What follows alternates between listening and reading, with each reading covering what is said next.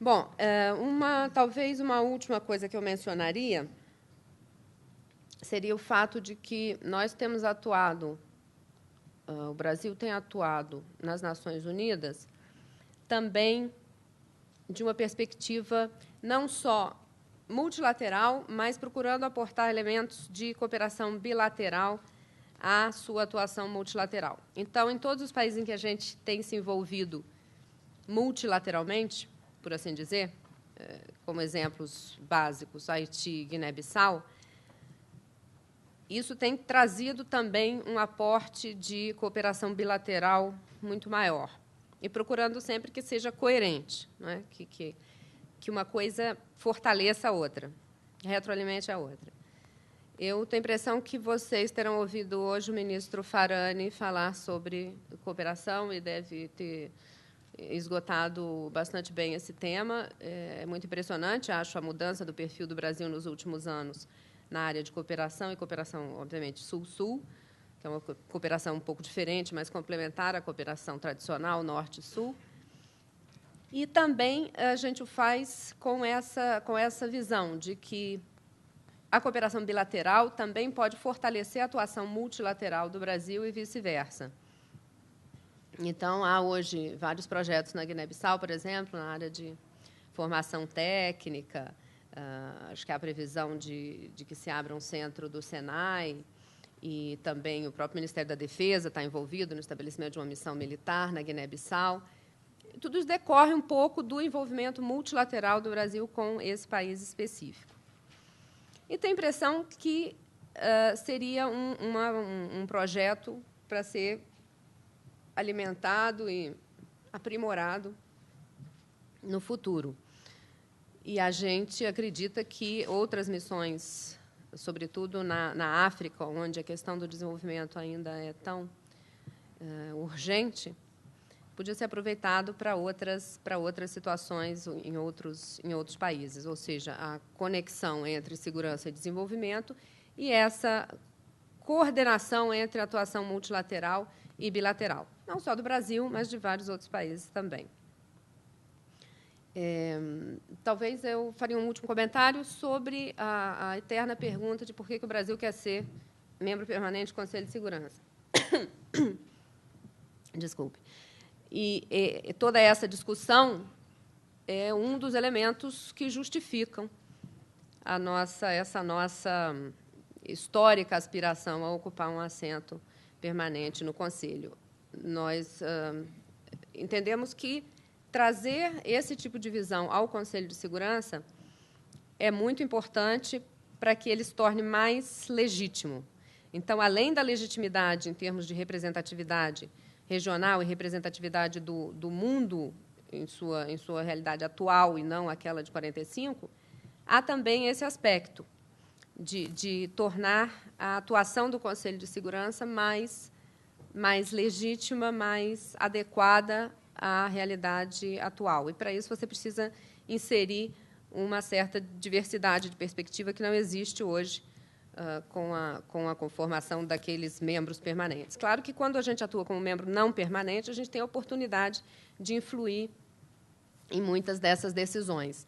Mas isso perde continuidade, e o Brasil é um dos países que mais ocupou a cadeira não permanente, assim como o Japão. Nós estamos no 10º mandato no Conselho de Segurança.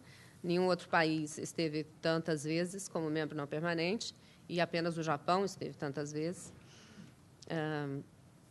Mas, atuando como membro permanente, é completamente diferente, porque não só você tem continuidade na apresentação, na defesa desses valores, mas também você tem um grau de informação muito maior, um grau de relacionamento com o secretariado da ONU, que é quem, afinal, municia os membros do Conselho de informações. Você tem um tipo de relação que permite atuar de uma maneira muito mais informada e muito mais capaz. Eu acho que eu pararia por aqui, presidente, e deixaria espaço para perguntas durante o debate. Obrigada.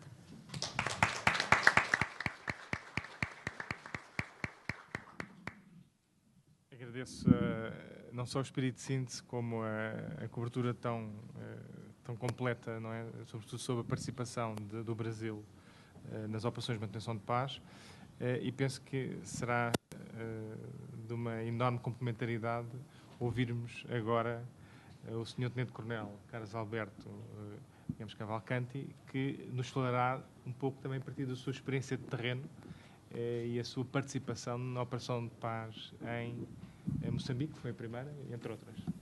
Só favor.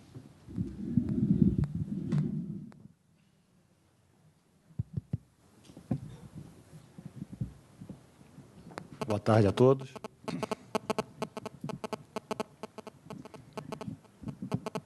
Obrigado. Gostaria de agradecer o convite que foi feito pelo SEBRE para participar desse seminário.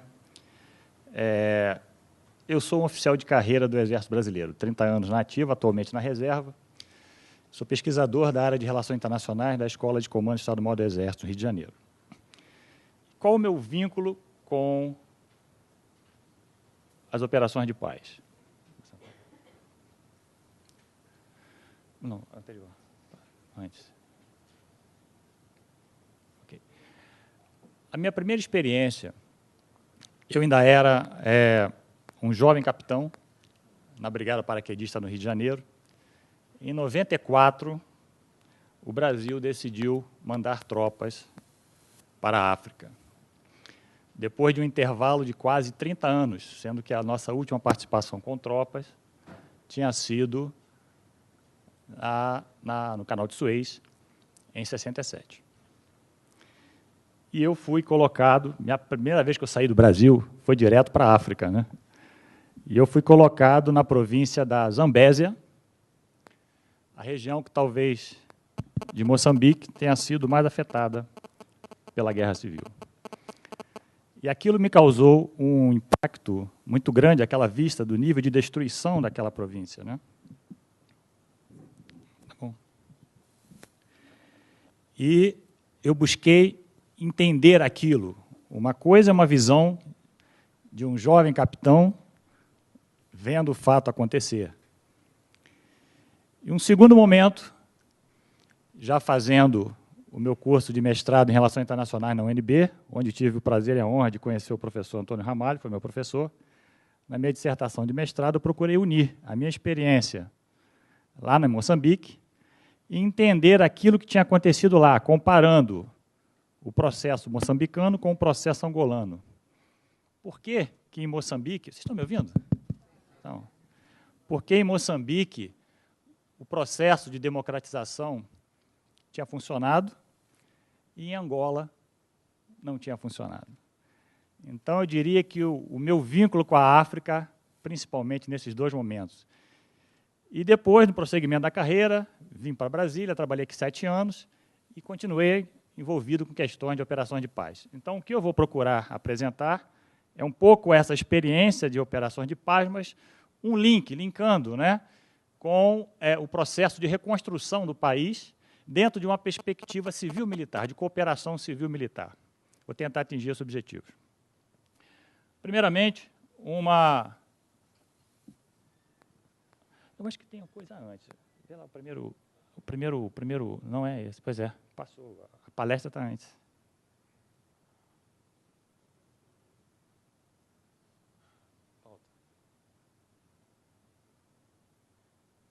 Isso, espera assim.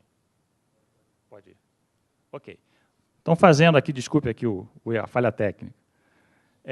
Os antecedentes das operações... Na verdade, operações de paz, a nível de observadores, tem duas diferenças. Tá? Você pode utilizar uma tropa no terreno ou pode utilizar observadores militares. Isso já existia na Liga das Nações. Então, a Liga já possuía observadores militares. Tá?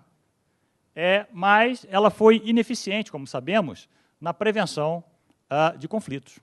Tá certo? Não existia um caráter, sanções, né, que obrigassem países que afetassem a segurança e a paz internacionais.